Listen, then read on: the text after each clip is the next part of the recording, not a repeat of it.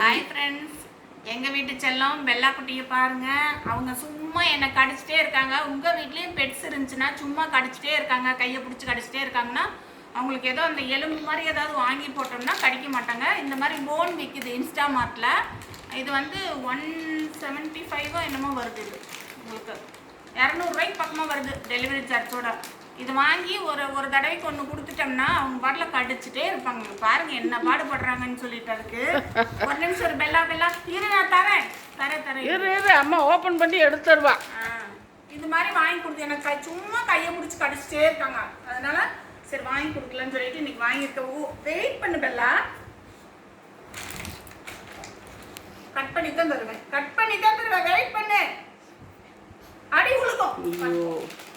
இருடா, கட் பண்ணி எடுத்துட்டு லைட்டாக ஓரத்தில் கட் பண்ணால் போதும், இல்லைன்னா அதனோட இதெல்லாம் ஃப்ளேவர்லாம் போயிடும்.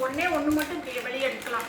கட் பண்ணிட்டு இந்த மாதிரி எலும்பு தாங்க, எலும்பு மாதிரியே தான் இருக்கும். இது வந்து ஃபுட்டு மாதிரி தான், அவங்க சாப்பிட்டுக்கலாம். கடைசி வரலும் கடிச்சு சாப்பிட்ருவாங்க. எப்படி கெட்டியாக இருந்தாலும் கடிச்சு சாப்பிட்ருவாங்க அந்த அளவுக்கு. இப்போ 1 இயர் ஆச்சு எங்கள் பெல்லாவுக்கு. பாருங்க என்ன தர இது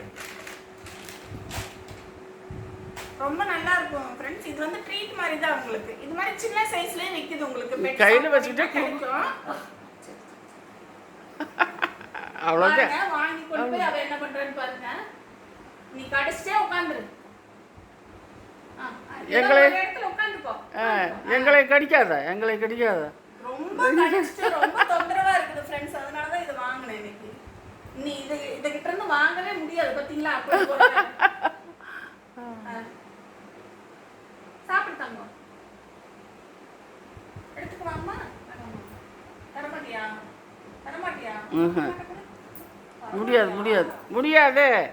முடியாது. என்னது இந்த மாதிரி வந்து உங்களுக்கு வந்து மில்க்ல, அதாவது மில்க் ஃப்ளேவரும் விக்குது. அது கொஞ்சம் கம்மியா இருக்கும் காசு. இது வந்து ஒரிஜினல் வந்து எலும்பு மாதிரியே தான் இருக்கும் ஃப்ரெண்ட்ஸ். அதுல செய்யறது, எலும்புல செய்யறது தான். வந்து ஒரு 2-3 நாள் வாங்கி வச்சுக்கிட்டீங்கன்னா அவங்களுக்கு கொடுத்துட்டே இருக்கலாம். அது முடிய வரைக்கும் அதை கடிச்சிட்டே இருப்பாங்க. அப்போ நமக்கு கையை பிடிச்சி கடிக்க மாட்டாங்க. எனக்கு ரொம்ப கஷ்டமா இருக்கு. நிறைய இடத்துல காயமாயிருச்சு. போய் நான் இன்ஜெக்ஷன் போடுறதுக்கு 2வது இன்ஜெக்ஷன் டிடி இன்ஜெக்ஷன் போறேன். அதனால சரி அதுக்குள்ள இந்த வீடியோ எடுத்து அப்லோட் பண்ணலாம். சரி எல்லாத்துக்குமே ஒரு எச்சரிக்கை தானே. இந்த மாதிரி வந்து பெட்ஸ் நம்ம வீட்டில் வளர்க்குறத என்ன பண்ணுறது, அவங்க கடிச்சு வச்சிருவாங்க. அதனால நம்ம வந்து இந்த மாதிரி கொடுத்துட்டா கடிச்சு வச்சிருவாங்க. அதனால இந்த மாதிரி கொடுத்துர்லான்னு சொல்லிட்டு வாங்கியிருக்கேன்.